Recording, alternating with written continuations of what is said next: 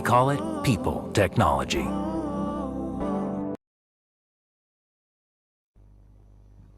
Oh, that was fun. That's what we wanted in a 2020 game. Now, what we saw yesterday that lasted 28 overs, went to the last ball. AB de Villiers with one hit that could have taken RCB to 18 points. As a result, the Capitals are ensured of a top two finish. Chennai Super Kings would also be breathing easy. They'll likely finish in that first qualifier as well. This is Maruti Suzuki presents ESPN Dragon for T20 timeout. Ian Bishop and Gautam Gambhir called for RCB to get these runs comfortably, but it's been just that kind of IPL. And Bish, you did say funny things happen at this stage of the tournament. You thought RCB should get the job done easy against Sunrisers. And here we are now talking about a clinical Sunrisers all round bowling effort.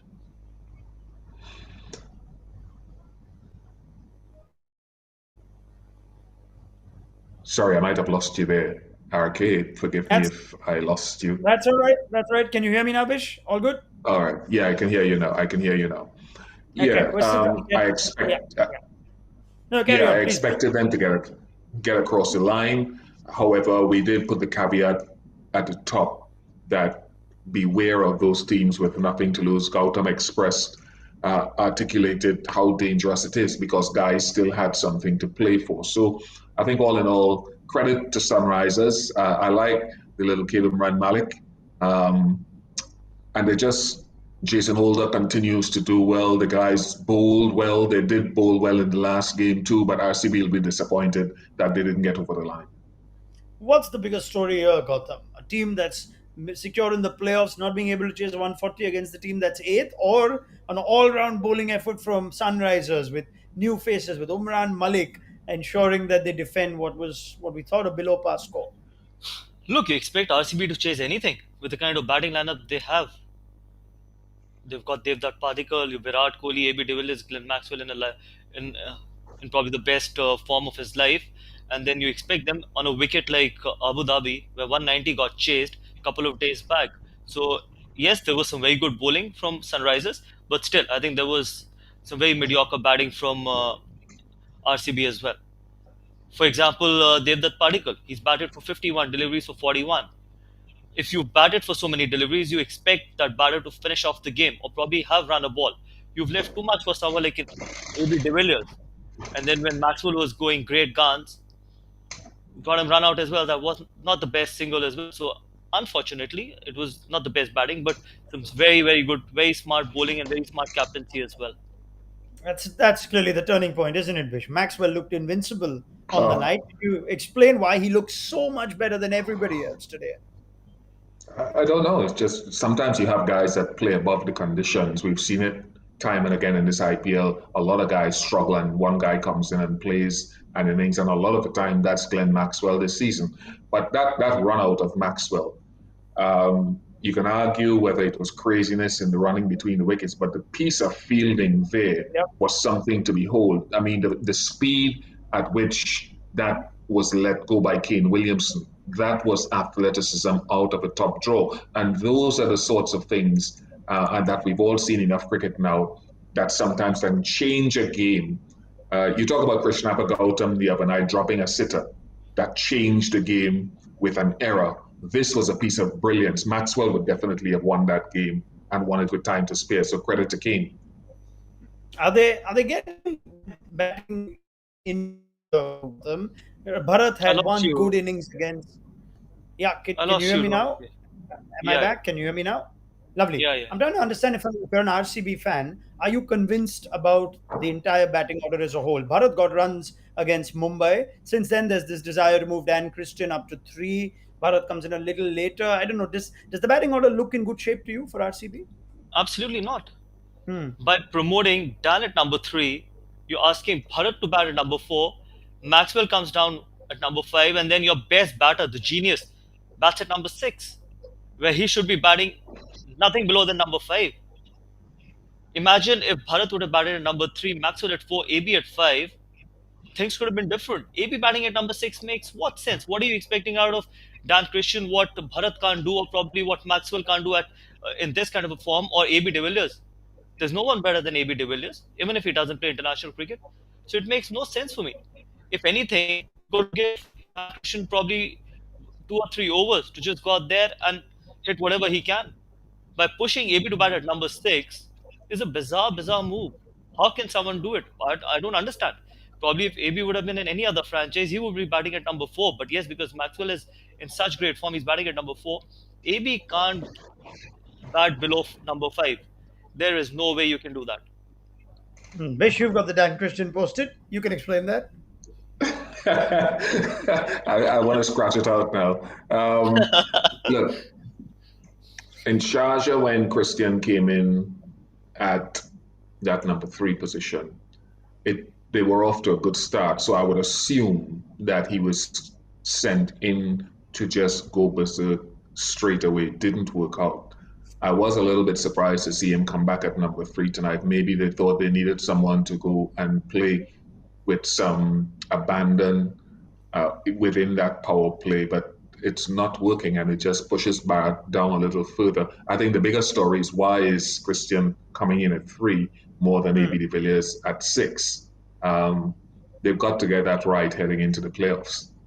And just one thing, if you want to push Dan Christian at number three, you can actually look to push K Bharat below AB de Villiers. You can't push AB de Villiers lower than number five.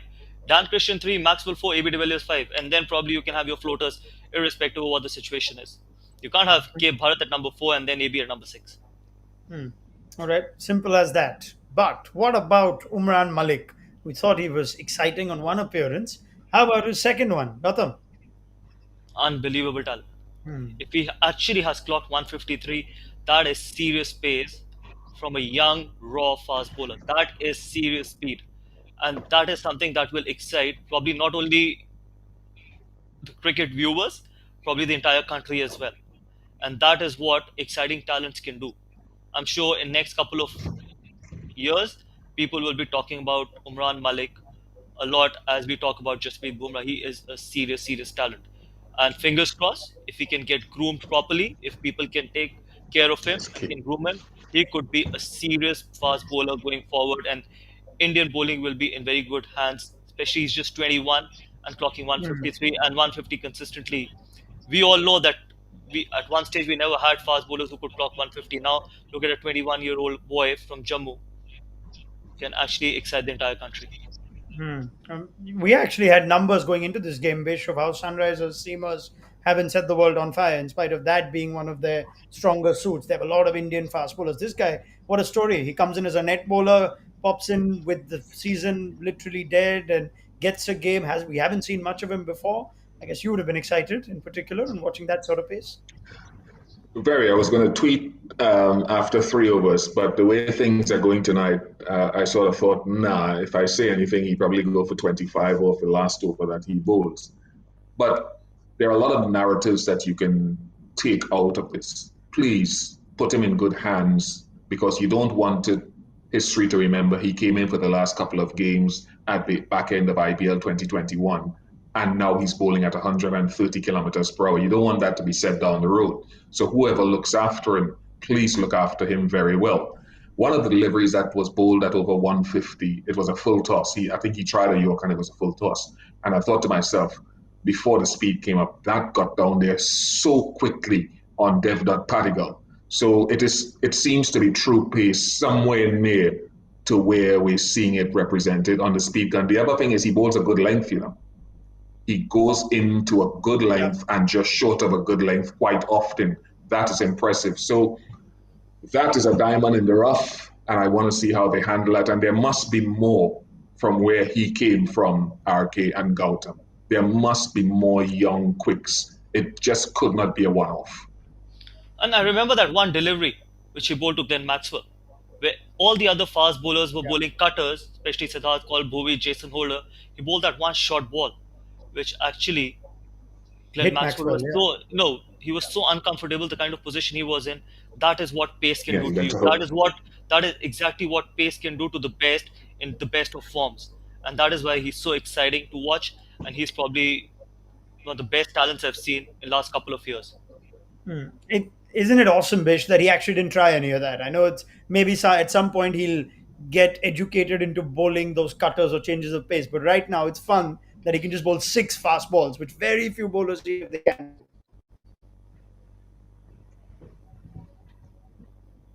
Yeah, the internet is breaking up, but I'll continue with what I'm saying. Look, I remember after the first game that he played, there were some comments on social media. One guy said he's got to cut down his pace because he's all over the place. No.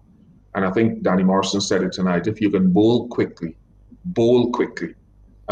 with repetition and with experience, you will learn to control where you're putting the ball at pace. You can't walk down to the supermarket tomorrow and buy pace.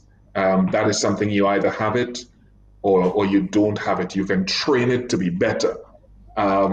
So he will learn about cutters, and that won't hamper him. He will learn the skill. You look at Lockie Ferguson bowling at express pace. You look at a fit Jofra Archer. They've got all the tools.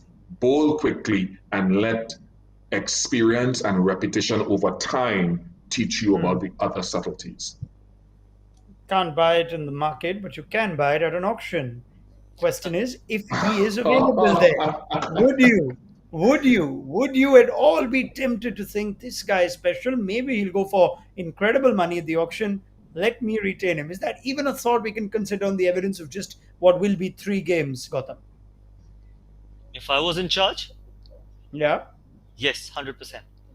No doubt about it. Yes, that's a massive gamble, and I've said it. I would definitely, because he's 21, definitely, if not retain him, he is my right to match, irrespective of what price he goes at the auction. Because you can't buy speed, and there is no speed available in the market. So it's demand and supply. Where there is no supply, demand will always be more. How many bowlers are there in India at the moment who can clock 153? How many Yeah. bowlers will come in the auction who can clock 153?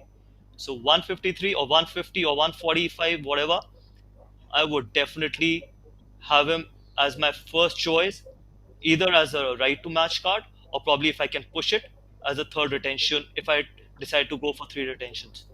Yeah, we don't know what the auction rules are, Bish. But if we are looking at the next Jasprit Bumrah, if a franchise thinks maybe this guy can be that in the next 2 years, 3 years, and if he's not, we can always release him in a year or two. But it is so tempting. Would you do it if you were in charge of the Sunrisers? Would you want to keep this guy? Of course, absolutely 100%. I don't understand the structure. I don't know the structure, right? Okay. But I think what we've seen in these 3 games is something special. How you nurture what happens immediately after this tournament is finished for this kid. Where do you put him to train?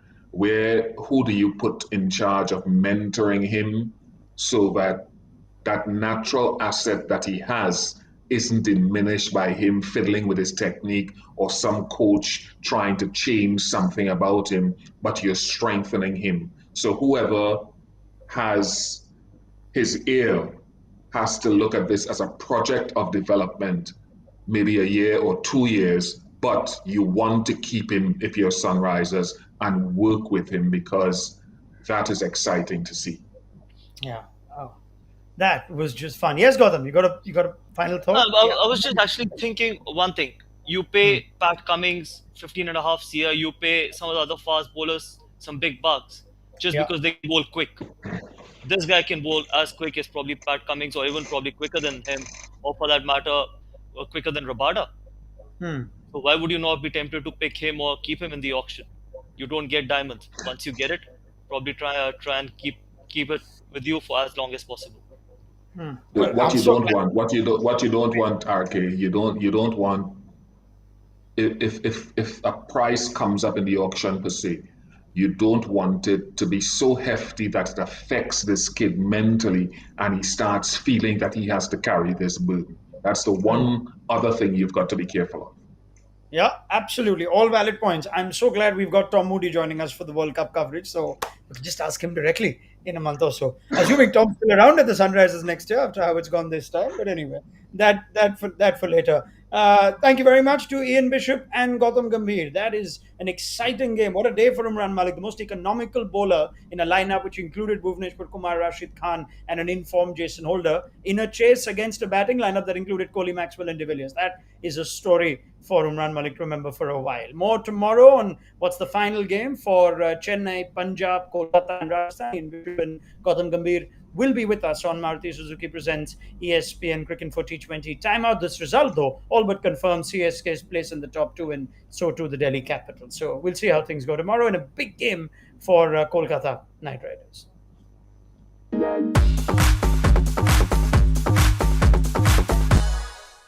We call it people technology.